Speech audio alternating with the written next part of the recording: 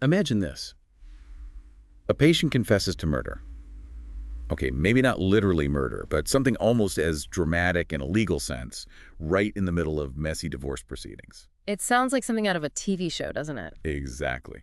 But that's kind of the vibe we're getting into today. We're diving deep into a really unique case.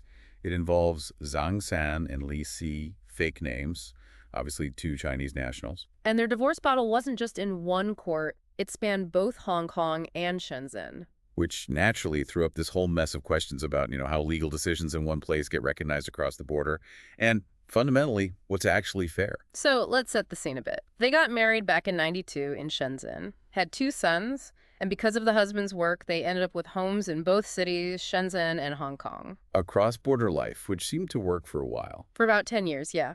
But around 2002, things started to go south. The marriage hit serious trouble. And trouble turned into, well, a full-blown legal war. So May 2006, the wife kicks things off, files for divorce in Hong Kong. Citing the husband's misconduct, apparently. Right. But here's where it gets really interesting. And this is sort of our metaphorical confession.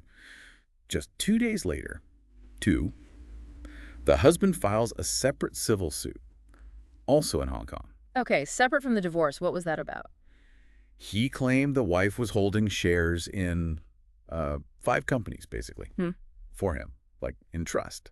And he wanted to freeze her assets. Ah, the money angle. Big time. We're talking about HKD, $28.5 million from property sales that was already deposited with the court. He wanted that locked down. Wow, okay, so right from the start, it's not just divorce, it's a major financial fight, too, in Hong Kong. Absolutely. That move definitely set the tone. Yeah. And it didn't stop there. Now, things escalated. Both of them filed for custody of the kids and financial relief, alimony, asset division, all still within the Hong Kong system. Seems straightforward enough, right? Keep it all in one place. You'd think so. But then, October 2006. While all this Hong Kong stuff is happening, and importantly, the Hong Kong court had already ordered the husband to pay interim maintenance, like temporary support for the wife and kids. Okay. Then he goes and starts divorce proceedings in Shenzhen, mainland China. Whoa, okay. Why? Why start a whole new case across the border when one's already running? Well, according to the court documents, his explanation was legal advice. He apparently claimed he was worried that a Hong Kong divorce wouldn't actually be recognized on the mainland. Okay. Yeah. Plausible, maybe, but let's dig into that. Yeah. Because the difference in what he told the Shenzhen court versus the Hong Kong court about their assets is, well, it's pretty eye-opening. It really is. In Shenzhen, the assets he disclosed were valued way lower, around RMB 14.66 million, mostly mainland properties. And he only mentioned 2 Hong Kong properties, none of which were part of that big chunk of money frozen earlier. Exactly. But back in Hong Kong, his own filings showed net assets over HKD 72 million. Loads of Hong Kong property, company shares, the whole picture. That is a massive difference. It's not like a rounding error. Not even close. It definitely smells a bit strategic, doesn't it? Filing in Shenzhen with a much smaller pot declared. You could say that. And the timing for the wife finding out. She only got wind of the Shenzhen proceedings in November 2006. And get this, it was the very same day that a provisional divorce, the decreed nisi, was granted back in Hong Kong. By consent. So they both agreed to that provisional divorce in Hong Kong. Apparently so, yes. By consent. So she thinks things are moving forward in Hong Kong, maybe towards a financial settlement there, agrees to the initial divorce step, and boom, finds out he's got this parallel case running in Shenzhen, painting a totally different financial reality. Precisely. You can imagine how she must have felt. Understandably, she tried to stop it. Yeah. She went back to the Hong Kong court, asked for an anti-suit injunction, basically, an order telling him to halt the Shenzhen case. Argued it was oppressive, which seems fair enough from her perspective. But she later withdrew that application. Any idea why? The judgment doesn't explicitly state why she withdrew it, unfortunately. But after that didn't work, she took the fight directly to Shenzhen. Okay, trying to stop it from the inside. Yeah, she applied to the Shenzhen court itself to stay or pause their proceedings. But, no luck. They rejected it. And an appeal. Appealed to the Guangdong Higher People's Court, also failed. The Shenzhen track was moving forward whether she liked it or not. So despite her efforts, the Shenzhen court finalized the divorce. They did. Granted the divorce decree November 14th, 2007. It became final a month later. Did they deal with the money side? They did make some orders, yeah. Dividing up mostly those mainland properties and the couple of Hong Kong ones he'd mentioned. ordered the husband to pay her about RMB 8.8 million. Which is what, a fraction of the Hong Kong valuation? A tiny fraction, yes. Oh, and interestingly, they refused the husband's claim for custody. The kids stayed with the wife. Okay, so now we have a final divorce decree from Shenzhen dividing some assets. What happens back in Hong Kong? Well, now the husband, armed with this Shenzhen decree, goes back to the Hong Kong court, and he basically tries to shut everything down there. How so? He applied to permanently stop the wife's financial claims, dismiss them entirely, and, crucially, prevent that Hong Kong provisional divorce, the decree nisi, from ever becoming final or absolute. Well, she's probably trying to make it absolute. Right. To get her financial settlement sorted in Hong Kong. Exactly. She applied to make the Hong Kong decree absolute. So you have this direct clash. He wants Hong Kong stopped because of Shenzhen. She wants Hong Kong finished because that's where the real assets seem to be. And the first Hong Kong judge to rule on this, Justice Lam Min-hing. Justice Lam. He took a very strong stance. He flat out refused to recognize the Shenzhen divorce. Really? On what grounds? He basically said the husband had used, and I quote, forensic tactics, manipulative legal moves, and recognizing the Shenzhen divorce, given how it came about and the massive discrepancy in assets, would be against fundamental justice and public policy. So prioritizing fairness over just stamping the Shenzhen decision. Pretty much. Justice Lam really zeroed in on the potential harm to the wife. If that Shenzhen divorce was recognized, her Hong Kong interim maintenance payments would stop immediately. Leaving her potentially high and dry. Right. And she'd have to start a whole new fight in Shenzhen where, let's face it, the deck seemed stacked against her already, given the husband's low disclosure there. So what does Justice Lam do instead? He proceeded with the Hong Kong financial relief. Based on the Hong Kong assessment of assets around HKD 840 million total, he ordered the husband to pay the wife a lump sum, a very substantial one, about HKD 378 million. Wow. Okay, big win for the wife initially, but I sense a but coming. There's always a but in these cases, isn't there? The husband appealed, took it to the Hong Kong Court of Appeal, and the Court of Appeal, by a majority of 2 judges to 1, overturned Justice Lam's decision. They overturned it, so they did recognize the Shenzhen divorce. They did. They recognized the Shenzhen divorce and basically put the wife's Hong Kong financial claims on hold, indefinitely stayed. But what about her getting a fair share? Did they just leave her with the small Shenzhen amount? Not quite. It was conditional. They made the stay subject to certain promises or undertakings from the husband. Like what? Like, he had to offer to consent to her reopening the case in Shenzhen to argue for more assets, and he had to promise to keep paying child maintenance. Promises. How enforceable are those across borders? That's the million-dollar question, isn't it?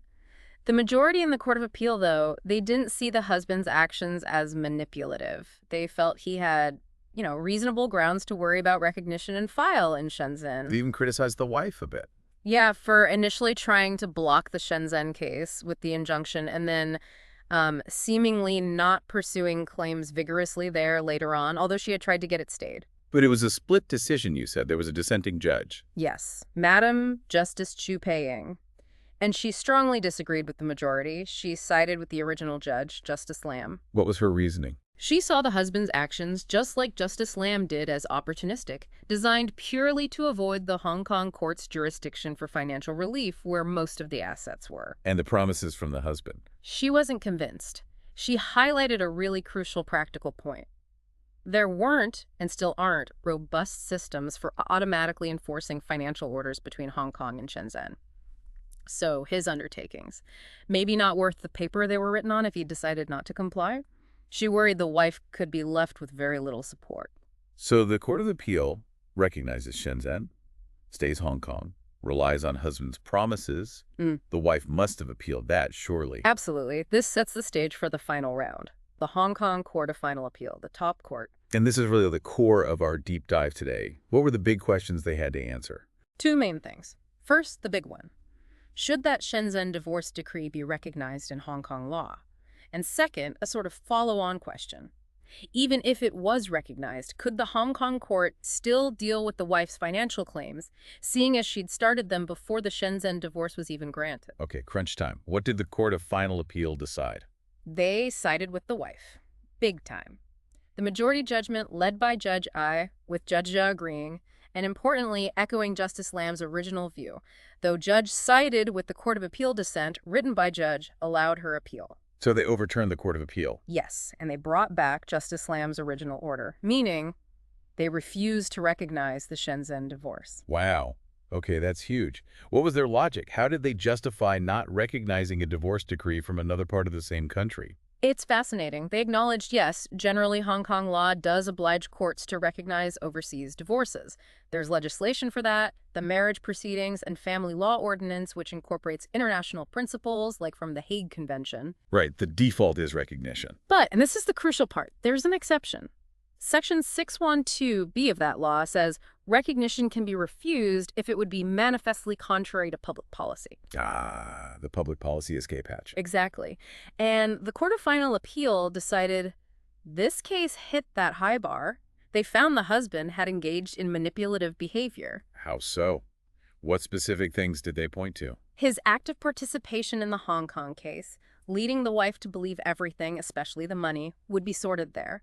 Then secretly starting the Shenzhen case with those wildly different, much lower asset figures. The timing was key filing in Shenzhen, then pushing to stop the Hong Kong case right after he got the Shenzhen decree. It paints a picture of deliberate strategy. That's exactly how the court saw it. They felt recognizing the Shenzhen divorce obtained under those circumstances would cause substantial injustice to the wife. Depriving her of a fair share under Hong Kong law. Precisely, especially given how difficult and uncertain it would be for her to actually reopen the case in Shenzhen, get a fair hearing based on the real asset picture, and then try to enforce any judgment she might get.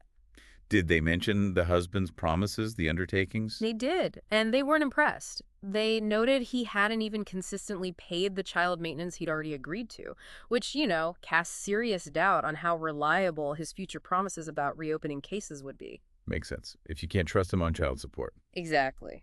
The court also clarified an interesting technical point. Even though Shenzhen isn't technically a foreign country, for the specific purpose of this divorce recognition law, which aims to handle divorces from outside the jurisdiction, whatever that means in context, a Shenzhen decree is treated as an overseas divorce by Hong Kong courts. Okay, that helps understand the legal framework they were using. And what about the argument that she could just go back and sort it out in Shenzhen? The court shot that down too. They pointed out major uncertainties in mainland Chinese law about whether she could effectively reopen the case after withdrawing earlier claims or appealing. Plus, could evidence gathered in Hong Kong even be used there? And again, the big one, no reliable system for enforcing judgments between the two places. So practical realities trumped the theoretical possibility. Absolutely. The lack of reciprocal enforcement was critical. The court basically said recognizing this Shenzhen divorce would be fundamentally unfair to the wife in these specific, quite extreme circumstances. And they called it genuinely exceptional. They did, emphasizing this wasn't opening the floodgates to ignore all overseas divorces, but that this particular case warranted using that public policy exception. Okay, so they refused to recognize the Shenzhen divorce. Yeah. Did they address that second question? What if they had recognized it? Could Hong Kong still award financial relief? They touched on it briefly. Their view is pretty clear. No. If a foreign divorce is recognized, then the marriage is legally over. And if the marriage is over, the Hong Kong court no longer has the power, the jurisdiction, to grant financial relief, because that relief is tied to the act of dissolving the marriage via a Hong Kong decree absolute. So recognition basically kills any pending Hong Kong financial claim. That was their interpretation, yes. Which makes the decision not to recognize the Shenzhen divorce even more critical for the wife's outcome. It's fascinating how they balanced everything, prioritizing what they saw as substantive fairness over the formality of recognizing the Shenzhen decree, largely because of the husband's actions. It really highlights how conduct within the legal process itself can massively impact the outcome, especially in cross-border situations. His strategy, arguably designed to get a better financial outcome in Shenzhen, ultimately backfired in Hong Kong because the court saw it as manipulative and unjust. So wrapping this up, what's the big takeaway for us, for you listening? This case, Zhang San and Li Si, it just peels back the layers on these incredibly complex cross-border divorces. It really shows how crucial that concept of public policy can be as a safety net, a way for courts to ensure fairness when legal systems clash and one party seems to be playing games. Yeah, the strategic moves, the different disclosures, it had huge consequences. It really hammers home the need for legal systems to protect people from being, well, unfairly disadvantaged because their lives cross borders. It's a stark reminder that trying to exploit differences between legal systems can be a high-risk strategy. What might seem like a clever move in one jurisdiction can be viewed very differently elsewhere, especially if it looks like an attempt to dodge a fair settlement. And it definitely makes you think, doesn't it, about the real-world impact of these legal boundaries. Have you ever thought about how laws in different places, even within the same country sometimes, could affect you or your family? It's not just abstract legal theory. This case shows it hitting people's lives, their finances, their futures very directly.